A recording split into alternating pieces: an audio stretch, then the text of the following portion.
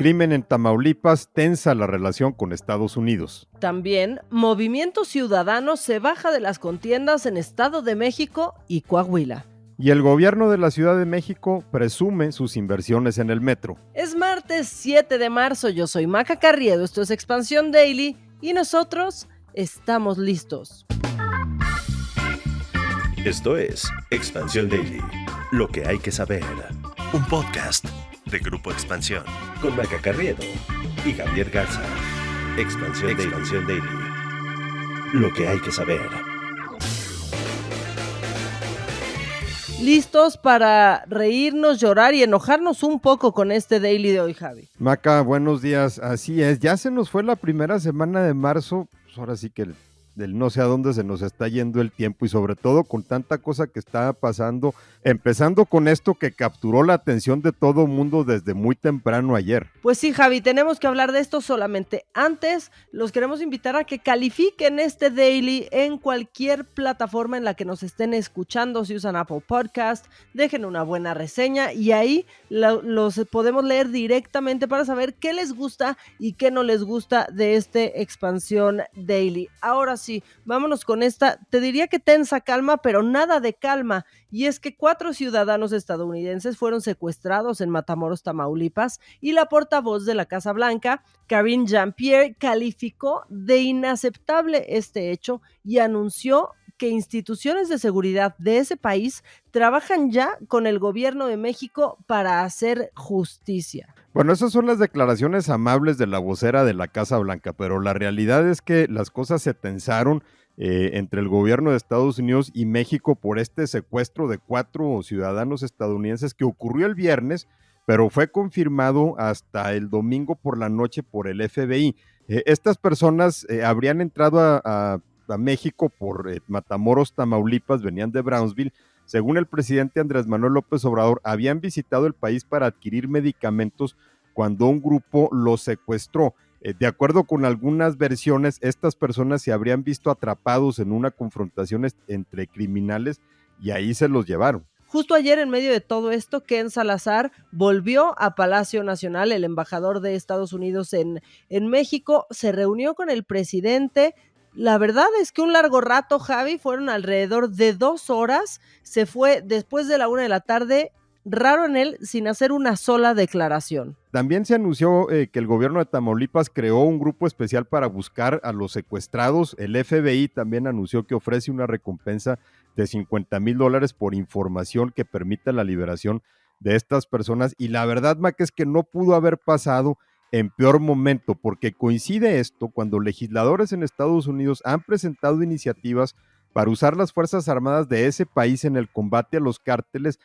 Pasó el viernes, el día en que el exprocurador general en tiempos de Donald Trump, William Barr, secundó esa propuesta al decir que el gobierno mexicano no tiene el deseo de acabar con los cárteles, y pasa también poco después de que el hoy procurador Merrick Garland dijo que él no se opondría si su gobierno designa a los cárteles como terroristas. Y en México, el primero que brincó para rechazar esta iniciativa fue el coordinador de los senadores de Morena, Ricardo Monreal. Llegó hasta la conferencia matutina del presidente y ahí él pues consideró inaceptable que Estados Unidos pues tenga estas actitudes de intervencionismo. Lo mismo dijo Ricardo Monreal cuando contestó estos tweets, ¿no? Hablando de soberanía, Javi. Sí, y después uno de los autores de esta iniciativa, el representante tejano Dan Crenshaw, lo estuvo troleando porque en respuesta al tuit de Monreal, en donde condena esta propuesta, le puso: los líderes de los cárteles escribieron este tuit por ti.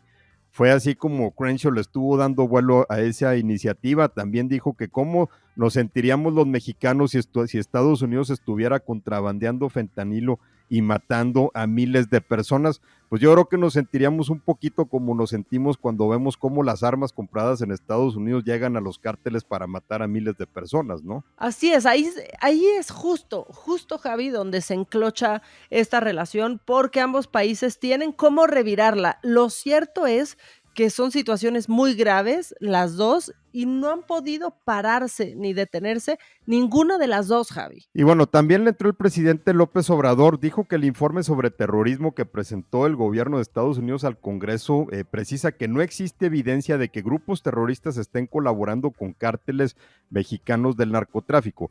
Eso sí es cierto, pero aquí lo que está en discusión es si no se designan a los cárteles como grupos terroristas, porque según una opinión creciente en Estados Unidos, pues empiezan a manejar ya métodos muy similares a grupos como por ejemplo el Estado Islámico. López Obrador también cuestionó el artículo que escribió William Barr y seguramente le ha de haber calado, porque Barr dijo que el gobierno de Felipe Calderón había sido el único que había enfrentado a los cárteles de la droga. Más tarde el lunes, ya bastante entrada la noche, pues se revelaron los nombres de las víctimas. Son Latavia, alias Ty McGee, Shahid Woodward, Sindel Brown y Eric James Williams. ABC News pudo platicar con la madre de una de las víctimas. Ahí platicó pues que esta persona viajaba a Nuevo Laredo para hacerse un procedimiento estético y que pues esta señora le dijo que era bastante peligroso que acudiera a ese lugar y pues esta persona insistió en ir y le dijo que iba a estar bien, que nada iba a pasar. Después de esa llamada, lo que revela la madre de la víctima es que no supo más, que incluso volvió a llamar porque nunca llegó a esa cita médica y que el teléfono se iba directo a buzón. Este tema va a seguir dando de qué hablar. Aquí vamos a darle mucho seguimiento, pero también tenemos que irnos a otras cosas, por supuesto a las elecciones de este año, Maca, y ahora resulta que Movimiento Ciudadano se bajó de la contienda, anunció que no presentarán candidatos en las elecciones a gobernador del Estado de México y Coahuila, las dos que se juegan este año, porque según su dirigente Dante Delgado, hay un pacto entre el PRI y Morena para que Morena se quede con el Edomex y el PRI con Coahuila. Dijo Dante Delgado, no es ningún secreto, los partidos se pusieron de acuerdo, vamos a ver al primor. Y es así, Javi, la verdad es que pues no la vimos venir. Si algo, ¿no? Se esperaba pues que Movimiento Ciudadano entrara en razón, que entrara a la coalición, aunque han sido, la verdad es que súper determinantes en que ellos no van en alianza, ¿no? Y algunos los acusan de estar beneficiando a Morena con este movimiento, y justo eso es lo que dijo, pues lo que se dijo ayer cuando de pronto dicen no vamos, ¿no? Porque pues muchos de esos votos que hubiera tenido Juan Cepeda, por ejemplo, en lugares como en Nezahualcóyotl, ahora es mucho más fácil que se vayan para Morena, muchísimo más fácil que para el PRI, el PAN y el PRD. Y por eso estaban corriendo también algunas versiones de que más bien lo que se veía era un acuerdo de Dante Delgado con el presidente López Obrador para no dividirle el voto a Morena.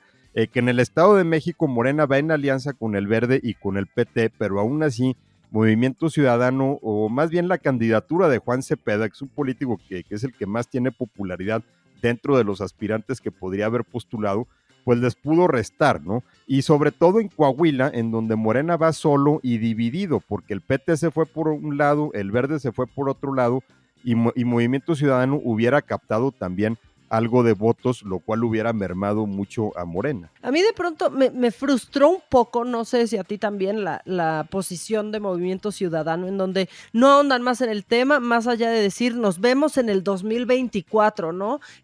Álvarez Maynés también lo dijo así, pero de ahí pues de ahí no salen, ¿no? Y Juan Cepeda pues sí fue muy claro, también muchas voces de Movimiento Ciudadano en donde dicen, por favor, ¿por qué insisten en decir que no se ha pactado cuando vemos a muchos exgobernadores del PRI hoy con su embajadota? Pues sí, pero en este caso, pues a Juan Cepeda fue el que le tocó la peor parte, porque él ya prácticamente estaba encarrilado como candidato de Movimiento Ciudadano. En Coahuila ni siquiera tenían a un aspirante, pero bueno, él dijo que se baja de la contienda electoral, aunque es un político que se calificó él mismo como altamente competitivo. Pues vamos a seguir hablando de este tema porque no lo hemos podido soltar. Y nada más antes de brincar, pues decir que se pusieron muy filántropos los de Movimiento Ciudadano, ¿no? Porque dijeron que pues buscarán que todos estos recursos que el INE tenía previstos para la campaña de este partido en Estado de México, pues buscarán que sean destinados a alguna causa o proyecto social que pueda beneficiar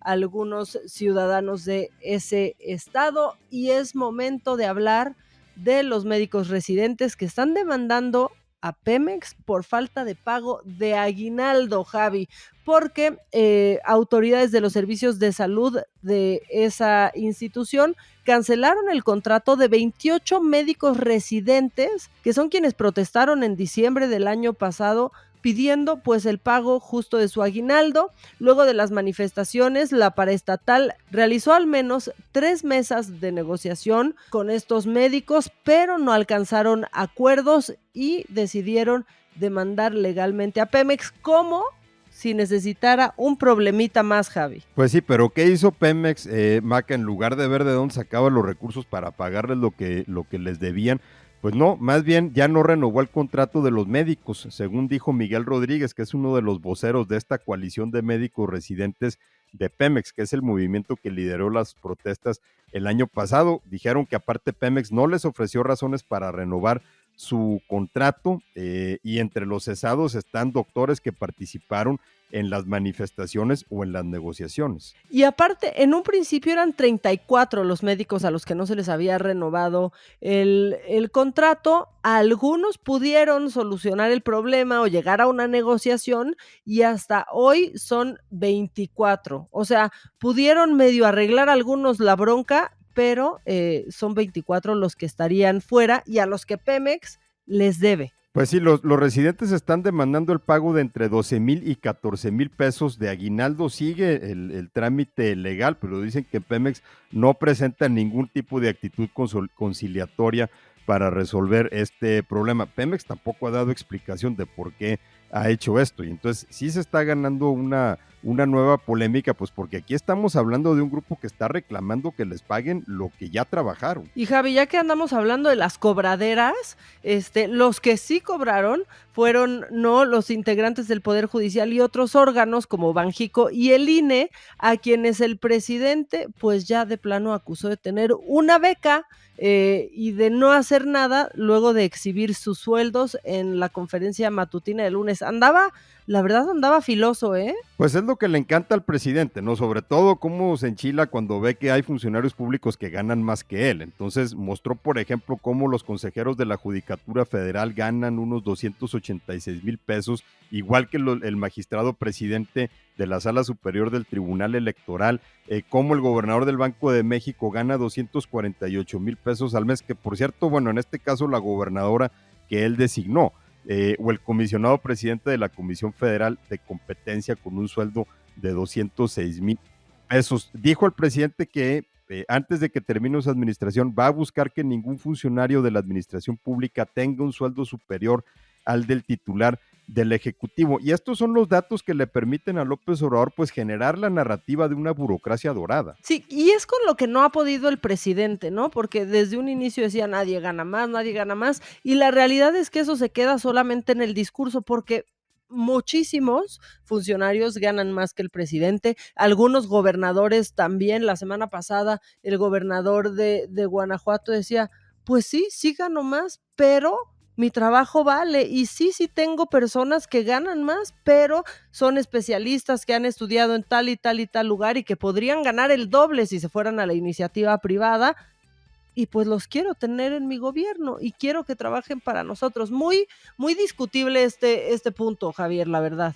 Sí, sobre todo porque hay argumentos muy válidos en cada uno de los lados del debate, ¿no? Sobre todo si quieres tener a los mejores cuadros en la administración pública. Entonces, aquí va a ser muy difícil que se vayan a poner de acuerdo. Pero ya que estamos hablando de la danza de los miles de pesos, Maca, bueno, en este caso vamos a danzar con miles de millones de pesos, que es lo que el gobierno de la Ciudad de México está presumiendo que ha destinado a la rehabilitación y modernización del metro. Según el director general del Sistema de Transporte Colectivo, Guillermo Calderón, son alrededor de 45,000 millones de pesos para esto. Además, la jefa de gobierno anunció una inversión adicional de 1,500 millones de pesos para la intervención de los trenes del sistema. Yo me pregunto por qué están presumiendo inversión en mantenimiento si se suponía que el mantenimiento no era el problema del metro. Pero aparte lo que te iba a decir yo es, pues no lo presuman tanto, porque pues para cómo han estado las cosas, mejor que nada, ¿no? Con bajo perfil. A donde se ha ido mayor parte de esta lana es en la modernización de la línea 1 del metro. Ahí van 37,000 millones de pesos. Esto sí, dicen, financiado a 19 años. Y también hay algunas obras pendientes de terminar, por ejemplo, la primera etapa de la terminal de Pantitlán, ahí en la zona de talleres se está tratando de avanzar con las pruebas de nuevos sistemas.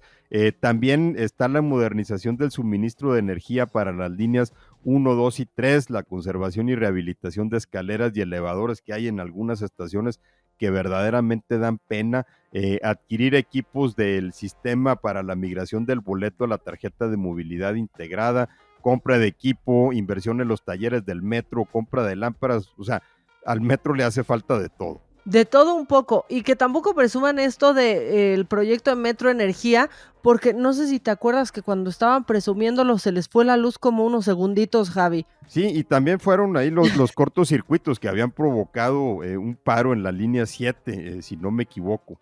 Entonces, en este caso, pues están tratando de presentar un desmentido también a las versiones que decían que el gobierno de la ciudad no le estaba invirtiendo al mantenimiento.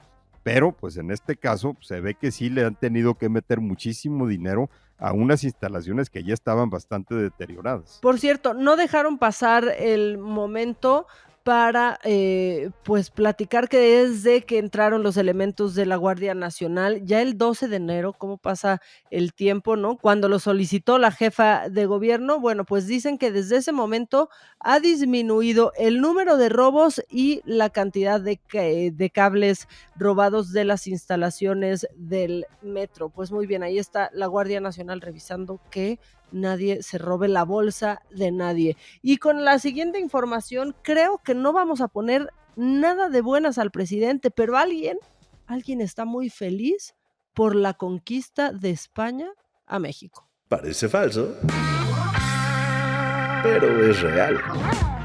Y es, híjole, los que dan la nota casi siempre, una creadora de contenido, Javi, dio, pues lo hizo de corazón, la verdad, dio las gracias de que España haya conquistado nuestro país. ¿Por qué? Bueno, porque dice que así no tenía que viajar tan lejos para disfrutar del viejo continente. Pues yo no sé si esta persona pensó que Oaxaca estaba pegado a España, porque se trata de una joven de nombre Melissa Rey que andaba de visita en Oaxaca, diciendo que el estado lucía igual que España, y bueno, por supuesto que estos comentarios desataron la crítica de los usuarios que le empezaron a recordar, pues principalmente las matanzas de los pueblos originarios durante la conquista. Yo creo que el principal comentario a esta nota, Maca, independientemente de ver en qué mundo vive esta persona, pues es más bien señalar que el principal peligro de las redes sociales no es que caigan en manos de quien no saben usarlas, sino de que caigan en manos de que no saben en qué mundo viven. Exactamente, mira, yo ya no quiero decir nada más, Javi, más que casi que nos da la razón en lo que dijimos en el episodio de ayer sobre los analfabetas funcionales, sinceramente, ¿no? Oye, y aparte para una persona que está tan orgullosa de España y que está tan orgullosa del legado español en el Nuevo Mundo, el video está en inglés. Sí, por favor, dilo en esa lengua que nos vino a conquistar. Bueno, mira, Javi, ahora sí puedo resumir que de que los hay, que no escuche esto el presidente, ojalá que sí escuche todo lo demás del episodio, pero esto no, porque no lo queremos hacer enojar, ¿eh? No, porque aparte se va a acordar de que el rey Felipe no lo ha pelado y ya sabes cómo se pone. Que no le ha contestado la carta, Javi, ya ves cómo es. Pues sí, Maca, pero bueno, seguramente no ha de tener necesidad si Felipe a lo mejor también piensa que Oaxaca está ahí pegadito a España. Y también piensa que se ve igualito y que nos hicieron el gran favor. Bueno, Javi, ya no vamos a abrir el tema de la conquista, porque si no, este episodio podría durar mucho más y podríamos acabar algunos muy enojados, pero mejor les decimos dónde nos pueden encontrar, y si quieren ahí podemos seguir hablando de la conquista. A mí me encuentran en Twitter y en Instagram en @jagarzarramos. Hay que recordar que aquí sí hacemos un uso responsable de las redes sociales. Exactamente. Y la única conquista que hemos hecho es a todos nuestros usuarios, Javi, y es la única que planeamos hacer. A mí me encuentran en @maca_online, en Twitter y en Instagram. Toda la información de este podcast y de otros tantos de Grupo Expansión en @expansiónmx. Que tengan un gran martes. Nosotros nos escuchamos mañana, que será 8 de marzo, un día que vale la pena reflexionar y hacer una pausa, Javi. Esto fue Expansión Daily, un podcast de Grupo Expansión, con Maca Carriedo y Javier Garza. Este episodio llega a ti gracias a rss.com, el podcasting hecho simple.